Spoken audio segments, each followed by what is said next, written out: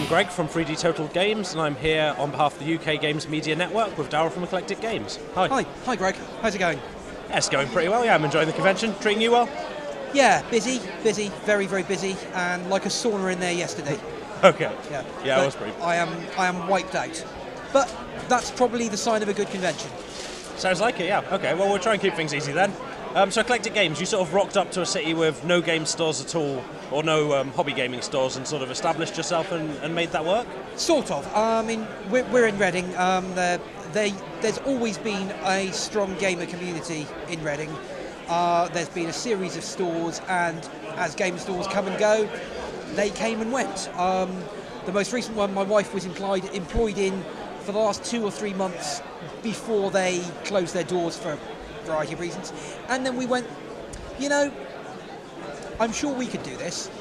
And she'd been fed up of working admin in various large blue chips, and admin staff are last in, first out whenever there's any cutbacks, because admin are not important at all, and they're only a cost, far more than, say, sales guys who don't meet their targets and get paid in large BMWs and massive... Yeah, whereas a company will keep going if you've lost track of all your paperwork, you don't know who's where and what they're meant to be doing. Absolutely. Okay, so is that the policy you use for running Eclectic? Something like that. She does the paperwork, I don't. Okay. But yeah, no, we had a few other interested parties who wanted to make sure the town had a good game store, and we like to think we've managed to do that. So a little bit of investment, some friends and family, and 8 years later we're still there, which is not a bad track record. No, it sounds good compared to the other stores that have gave it a go. Yeah. So that sort of happened by the strength of the community. There were a lot of gaming groups operating there, or was it some sort of because when I want to meet a gaming group, I go to the local game store and stick a note up, and presumably that wouldn't have worked when there wasn't one. So no. We've had notice boards in the past. Generally, we found though that these days people are looking online for people because it's far easier to find gamers by looking at online message boards, EM World or something like that if you're looking for a game group. So it's become less and less useful for people, and just been more and more wall space that we could have used for more racking and more shelving. So 2 or 3 years ago we took the board down, and nobody really comes in looking for stuff. They come in and ask us, do you know where I can do this? If it's role players, we normally point them at the university crowd because they are always running things, and you don't have to be a member of the university to be part of the game group there. If it's board gaming, well, that's what we do in spades. Minis gaming, locally, predominantly you've got 40k or nothing. And since we're not GW, and the GW, the other side of the town centre, is generally pretty good, there's no point in us stocking it. So we do ancillaries, but we haven't really got a miniatures focus. And we've got Magic players and Yu-Gi-Oh players and all the other card games we support and have many regular events for. So we kind of support the community on that, and that's kind of where we came into it from. Was our store needs to survive by providing a value add for its community. I was going to ask you about that because do you reckon the internet is changing the way that happens now that people can organise and find each other more easily? Is it changing the role of a store in the community? You can't play games on the internet though. You can buy on the internet, you might be able to find people, but unless you know exactly what it is you're looking for, and there is so much out there, you need to do a hell of a lot of research to find out what you're buying is actually what you want. Or you can come in and ask someone who actually knows. That's the value add we provide.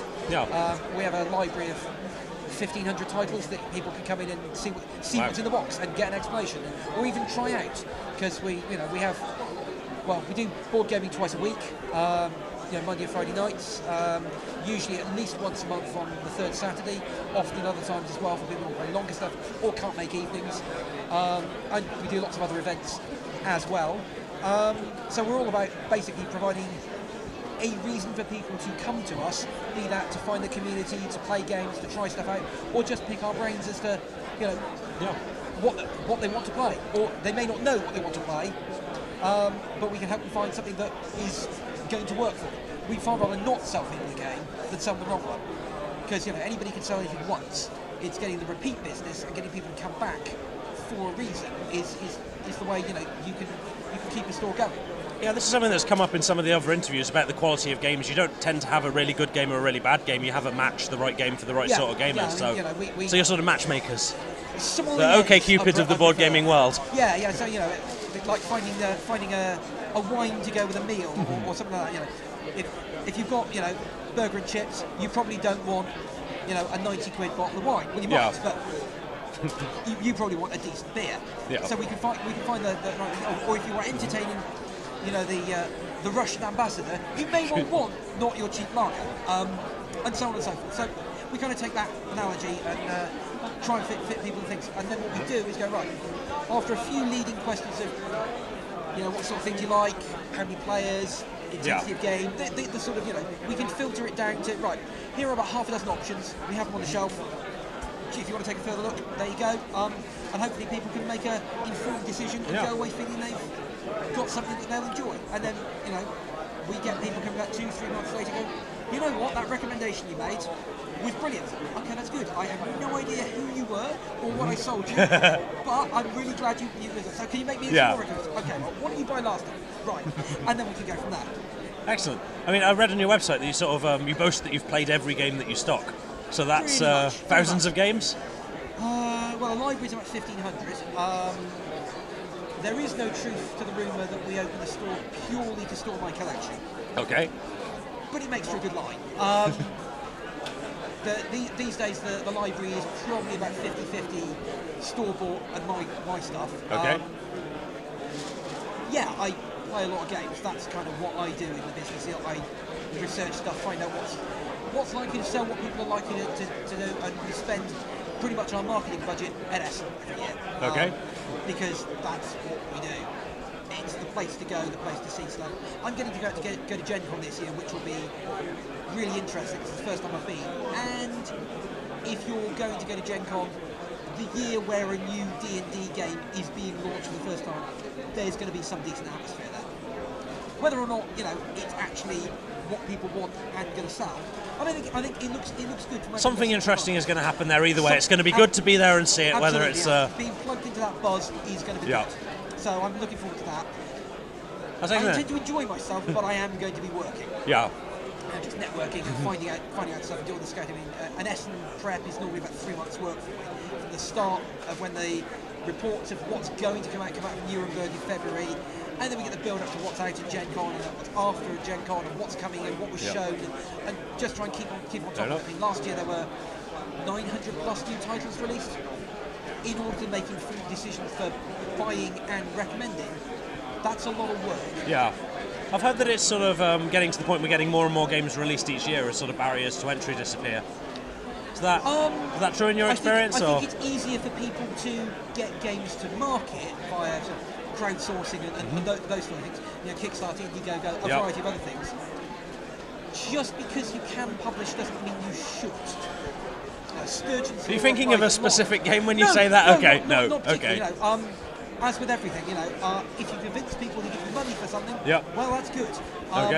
Whether you should or whether it's something they actually want to pay for when you complete the finished product, maybe not. I find a lot of game designers are not perhaps also the most adept at project management and what actually is involved in production and getting a game from concept and rough sketch and even a decent playtest prototype to an actual boxed copy that people can have on their shelves and sell from there. There's a lot of work that goes on behind the scenes that I think your average casual game designer doesn't appreciate until they get dropped in at the deep end. And then at that point, you'd better hope you can swim. Yeah. Personally, I was really lucky. I ended up working with a publisher. Right, and having seen everything that they contribute, I can see how much work it would be to go it alone without that sort of resource. Yeah, a lot of people think they can do it, and you can. Great. Yep. You make yourself considerably more margin that way by doing it. But if you haven't got the abilities, there are Kickstarters that are well documented for losing people houses and things like that because of less than ideal project management. You win some, you lose some, but I'm normally very aware of what's going on Kickstarter. I tend to check every 2-3 days, see what's new, see what I need to be aware of, and that sort of thing. Can't track everything, but normally if a game's getting enough buzz, you hear about it. Yeah. So would you say it's a net win for the gaming community? Is it good that Kickstarter's out there and the games that are coming out of it are enriching us, or is it... I think it's probably net positive. Okay. Maybe not massively net positive, but yeah, it gets new designers attention that perhaps they wouldn't have seen. And if they're trying to do things in the more traditional manner, take this game, take it around the publishers, or worse, even try an agent to try and do it. Largely, as far as I can see, sit behind a desk, occasionally make a few phone calls, and take several thousand for doing very little. Return your game saying, no, we couldn't find a publisher. Yeah. Might be a little bit cynical there, but from all the people I've talked to, that does seem to be the trick. If you can get off your backside and make the contacts and get it in front of a publisher, or get it in front of another designer who can recommend you to a publisher, it's all about who you know and working that network. It's obviously easier to put up a project on Kickstarter, make a decent enough video, explain the thing, provide enough information to give people an informed decision as to whether or not they think you can produce it, produce what you claim you're producing, and then do so. And some of them have been massively, really, really good games, and I've been surprised. And I'm surprised at just how good some of them have been. And others have Any particular sort of standout examples? Well, I really like Gunship. Okay. Which is the one that came out a little while ago. That was an interesting take on a sort of trying to do a dogfighting game with cards. We're building sort of big heavy bombers and building like different weapon loads, and there's a whole campaign mode and a 4-player get variant and the limit on that was what they could physically pack in the box and meet USPS flat rate shipping, which is £4. Nice. And the box was round. So much so when you open it, you can't really get it closed again. But yeah, I enjoyed that one. That was one that was 2 or 3 years ago, and I've enjoyed that one. That was I backed that one on spec, and I was pleasantly surprised when that one came out. I backed probably 60, 70 different projects. Okay. Mostly board games, card games, a couple of video games, a couple of other bits of tech. I think I've seen one that delivered on time. And that was Michael Fox's sort of chicken fox and chickens, like the werewolf take. And I thought that's nice, cute artwork. Yep. It's werewolf, but it's quite a precise thing. Printing a deck of cards with custom labels is something that's quite easy to do. You jump in at something that's manageable. Yeah. And he's gone on and done some other bits and pieces. My general feel though, as a retailer, is if a game is good enough to be published, it's going to come to retail sooner or later. It might be the first print run is crowdsourced, self-produced, and gets out. If it's good and has lasting value, someone will pick it up and option it. You look at Kill.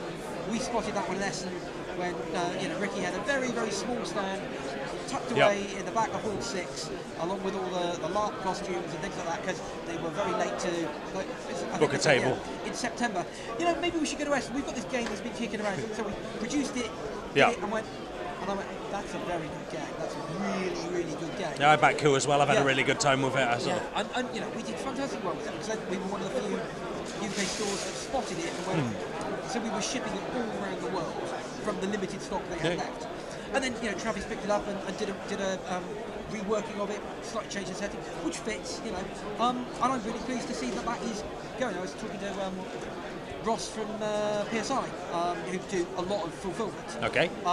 They shifted their last batch of 20,000 units in under 2 weeks. That is not the sign of a poor game.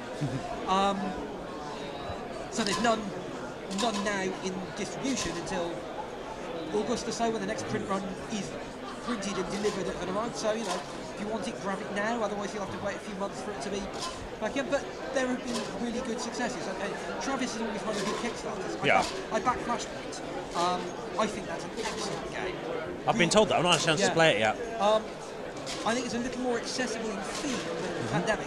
You're a firefighter. People know what firefighters do. You go into burning buildings, you put out fires, and you rescue people. And cats, apparently. And cats, well, cats are people too. Okay. I learned that from Shay Geek. Dogs too, for that matter. And tentacles, if you want to believe Shay Cthulhu. But I'm not aware there are any tentacles in Flashpoint. Fair enough. That would be a very different game. Yeah, different hazmat specialists. Okay, so about the sort of interface between Kickstarter and bricks and mortar store, you're saying that any game that's good enough to be published is going to wind up there eventually. One of the obstacles that I've come across is people talking about their margins. So if you're selling a game at 30 quid and it costs you 20 quid to make it, you can do that on Kickstarter, you'll still make a little bit of money. But if you do it in a store, like if you're selling at 30 quid, you buy it in about 15, is that about right? 15 to 20-ish, you know. Yeah. But the point is you'll make a loss no matter how many units. Oh, so. Absolutely, yeah. No, and that's why smaller runs of that thing. I mean, cost per unit drops dramatically as you go up in volume, but you've got to know you need to do that volume. And if you're doing it self-funding or even crowdsourcing, you've got to have a very successful project to be able to manage the contingencies of, well, what happens if we we need to produce 2,000, or we only plan for 1,000, or 10,000, or 20,000, as some of the minis ones do, because minis projects do really well on Kickstarter. Yeah. Because even if the game sucks, people will use the models for something else. Use models for something else. And there's a lot of, you can visually see what you're going to get. Yeah. Zombicide surprised me by being a really good game, and I was thinking, oh look, another zombie game. That's not the most original concept, but it surprised me just how good a game that is. I'm very pleased with it, and we do well with it. But for stores like ourselves, the alpha backers, the people who are really into it, are great ambassadors for the game. Okay. They get it, they bring it in, they play it, and people go, that's really good, where can I get a copy? And if the game's done well, either another publisher's picked up the rights, or there's a big enough print run that people have excess stock, because if your breakpoint is 5,000 units, you've got 3,000 backers. You do 5,000, and then you find somewhere to take those 2,000, which is normally put them into distribution, unless you want to have your 3 spare rooms filled up with boxes for the next 3 years, chucking them out for a website one at a time.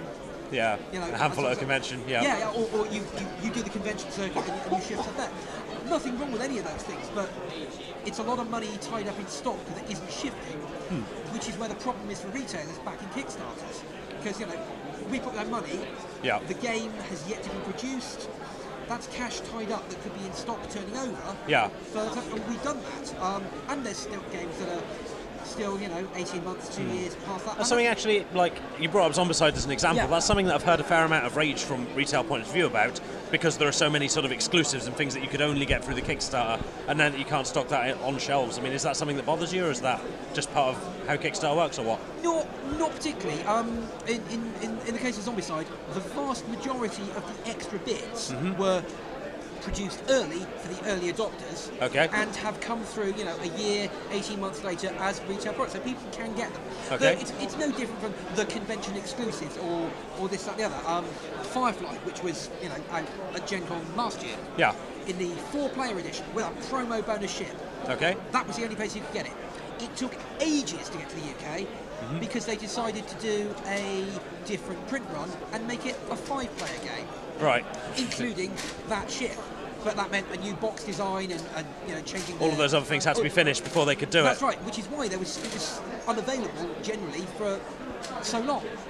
But once that was made clear, it's like, oh well, that's obvious. That makes sense why it's been 6-8 months for a game that's selling so well to make it available. And people were grey importing and trying to put it in sort of that. And at that point, by the time you paid the retail or even trade rate in the States and shipped it and probably paid customs and definitely paid VAT, in order to make anything from that, the price skyrockets.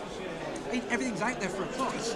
Whether or not people's wallets will support that is another matter. A lot of things come through eventually, but if you must have it now, you're going to be paying a lot for it. But I mean, that's the same with anything. And it's no problem from a retail point of view. From your point of view, it's just like another exclusive. Like, you're not necessarily going to be able to stock it. But the people that really, really want it will track it down. Because there's always someone on eBay or Amazon that has invested in it to make a quick, maybe not make a quick buck, but to turn it around, because they, it was easier for them to back for 3 copies than one, because shipping goes. But Kickstarter doesn't make it easy for retailers. Fair enough. Well, do you have any, like, we've got to finish up soon, but I guess a good place to close is, do you have any advice for would-be publishers or game designers going down the Kickstarter route to interface with bricks and mortar stores more easily? Well, if you want your product in stores where it will reach a bigger audience, you've got to be aware that the retail market exists. And Kickstarter have made it more difficult for a retailer to back and get product at a sensible price, because they go, well, you can't do more than 10 units. That's not necessarily useful Plus, as I said earlier, it's the cash flow tied up for such a long time. I think the best way people can do it is to do the nominal back at $1 or £1 level. We will add you to a list. We are aware of your interest, and when the game has been produced, we will let you buy it at so sort trade. of back level for retailers saying we will get in touch with you. That's what this back level is. Exactly. When it's been produced, we'll invoice you then and ship product then, and you'll get it at the same time the Kickstarter backers do by showing interest in it. Otherwise, it'll be 2, 3, 6, 12 months before it hits distribution and it becomes available at that point. And that way, I think, is a way to incentivise retailers to get involved in your product. And maybe, if they like it, they'll get an early adopter copy themselves, which they can put in front of their potential customers, and it generates sales, and it's win-win for everybody. Okay, I'm not sure I've seen many Kickstarters doing that. That sounds like a really good idea. So Helgrain have been very good at that recently. Battlefront have been doing an interesting one at the moment for their new Dust Battlegrounds, is it? I haven't really looked too much, but there's been some interesting press on how they've been going about it. If what I read is right, I think they'll get away with it for this project, and I think Kickstarter will change the rules because they've kind of found a loophole to exploit to make it interesting and useful for everybody, but not necessarily for Kickstarter to take their cut. Okay. So there's a loophole now, but it might be closed anytime soon. I wouldn't be surprised to see that, but good on them for finding a way to make it work. Okay, well, thank you for talking to us. It's been welcome, great. Greg. Yeah, cheers. Cool. Thanks Good very day. much.